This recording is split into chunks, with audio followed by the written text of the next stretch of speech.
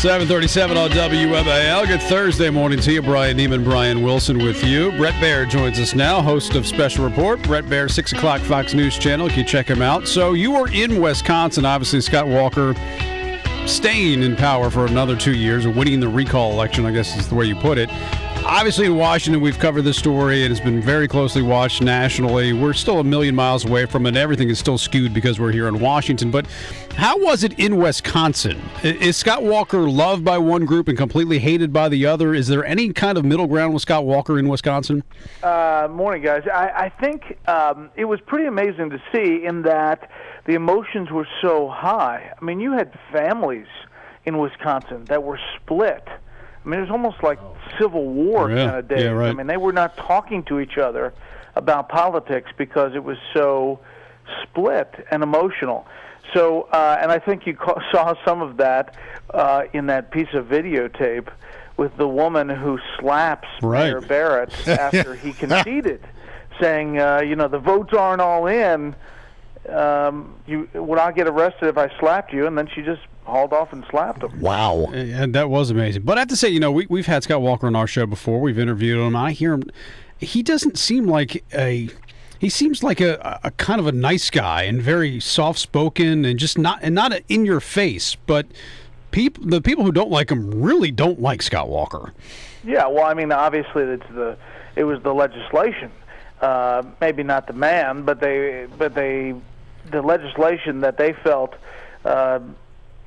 not only dealt with the benefits part of unions, but also, taking money from checks directly, so thereby trying to break the backs of unions, and they thought it was over the top. And it was aggressive, but in the big picture, I think people looked in the state of Wisconsin and said, is this the reason to have a recall? Should we be doing this, or should this guy finish out his term, and if we don't like what he did, then we take him from office then?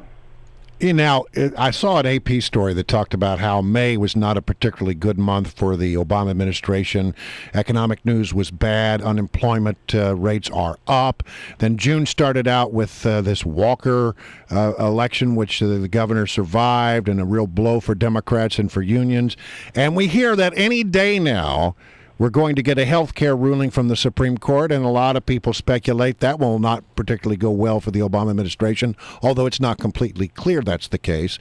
You have at your disposal there, Bret, the worldwide resources of Fox News. What are you hearing about the timing of a health care announcement or a verdict from the Supreme Court? Yeah, it's going to be in the next couple weeks. It could be this next Monday coming up. We're hearing that it's close, so it's either probably this Monday or the following Monday.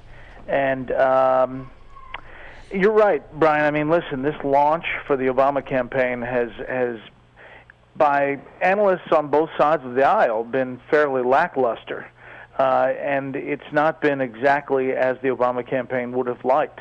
In fact, they've had some surrogate issues. Yeah. And being on message.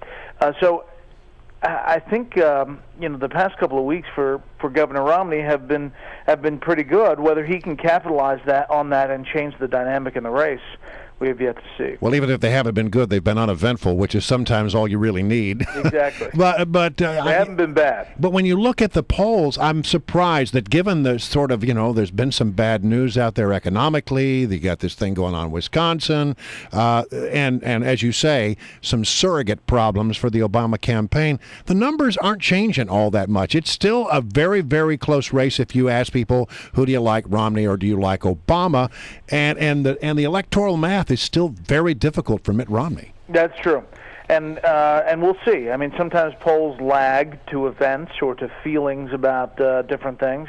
I think, the economy overall, there is this sense that, something's wrong with the force. I mean, Europe is kind of hanging over the entire picture, and there's a lot of people looking at Greece and what's happening in the banks in Spain. See, and I think the likability factor has something to do with it. The president is still a likable guy, and that's what my point on Scott Walker was. He seems to be likable, but it didn't get any bump in the polls on that aspect. On the national security front, though, we've had some leaks lately, And, who knows exactly where they're coming from. But we've had Democrats, you talk about the president having a surrogate problem. We've had Democrats come out openly, even John Kerry was out openly saying, what's going on here? Who's making these leaks? Why are they happening? And, can we find out who exactly is making these leaks? Yeah.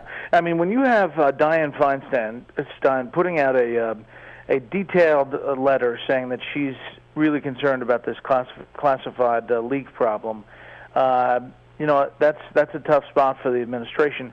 The other thing for them is that a lot of these stories have so much detail, quoting from officials, that it doesn't make the retort that they don't know what's happening that believable. Right. So, I mean, I guess it's a tough spot for the president to want to do it now before an election, but it's almost like, hey, let's have an investigation now to figure out exactly who's doing this, because we could probably figure this out on our own without Congress getting involved or even the FBI getting involved or whoever does the investigation. And both are now involved. So I think, it's a serious, serious issue. And if there is something that eventually leads to a political move to make the president look stronger on foreign policy, that's going to blow up if it comes down to that. All right, Brett, always good to have you on. We watch every day. Thanks very much. Okay, see you guys. See you soon, Brett. Anchor Special Report, Fox News Channel. Check him out later today at 6.